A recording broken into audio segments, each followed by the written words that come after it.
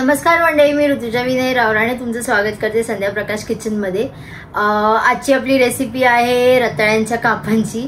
आणि आपण या चॅनलवरती याच्या आधी केळ्याची कापं बघितलेली, बटाट्याची कापं बघितली आणि आता यावेळी आपण रताळ्याची कापं केली आहेत। हेल्दी आहे, खूप कमी तेलामध्ये चांगलं नीट झाकून जर तुम्ही फ्राय केलं तर नक्की चांगले बनतात। आणि दुसरं म्हणजे खूप मोजके मसाले वापरलेत, कारण रताळ्याला, केळ्याला, बटाट्यांना किंवा फॉर दॅट मॅटर वांग्यांना सुद्धा आपली स्वतःची एक वेगळीच चव असते। सो ती आपण काही मिक्स नाही केले त्याच्यामध्ये जास्त, सो मोजकेच मसाले वापरून बनवले। तुम्ही नक्की ट्राय करा आणि आम्हाला कमेंट करून नक्की सांगा कशी वाटली रेसिपी। आणि चॅनलवरती नवीन असाल तर लाईक करा, सबस्क्राईब करा, शेअर करा, कमेंट करा। अजून काही रेसिपीज आम्ही ट्राय करू नक्की सांगा। नवीन रेसिपी घेऊन परत भेटू। टिल देन हरिओम श्रीराम भजने नाचवेत नाचवेत। इथे माझ्याकडे 2 रताळी आहेत आणि मी चांगलं त्यांना धुवून घेतले, वरची सगळी माती काढून घेतली त्यांची। आणि आता ह्याला आपण सोलून घेऊया, याची सालं काढून घेऊया। आणि ही प्रोसेस ना जरा पटपट करायला लागेल, सालं काढून कापून त्यांना पटकन तेल लावून घेऊया, नाहीतर मग ते काळी पडायला सुरू होते। सोलूया। सालं काढून झाली त्याची फक्त 2 टोकं काढून टाकते मी। आणि ह्याच्या आपण जसे बटाट्याची कापं करतो तेवढंच साईजची आपण पातळ कापं करून घेऊया याची।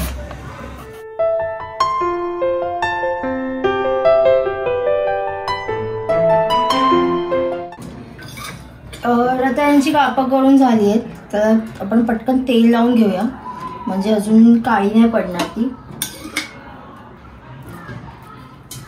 प्रत्येक स्लाइसला नीट असं तेल लागलं पाहिजे।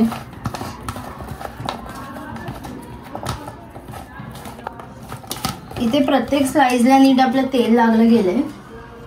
आणि आता आपण याला मसाले लावूया। हळद,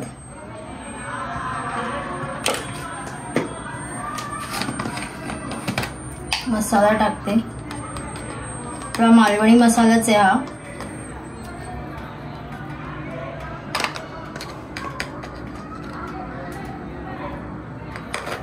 आणि चवीपुरता थोडासा चाट मसाला टाकते।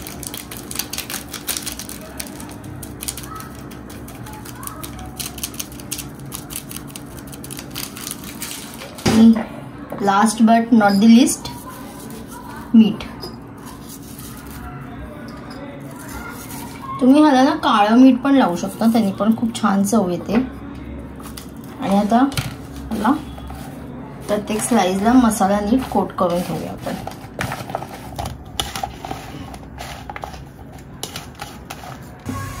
इथे आपण तेल तापत ठेवलंय आणि इथे मी तांदळाचं पीठ आणि रवा घेतलाय आणि आता आपण मिक्स करूया। हे मिक्स झालंय, आता आपण एक एक रताळ्याचा काप आहे त्याला लावून घेऊया, नीट कोट करून घेऊया। तोपर्यंत आपलं तेल तापतच आहे तिकडे बाजूला। तेल तापलंय आणि आता मी याच्यामध्ये रताळ्याची कापं सोडते।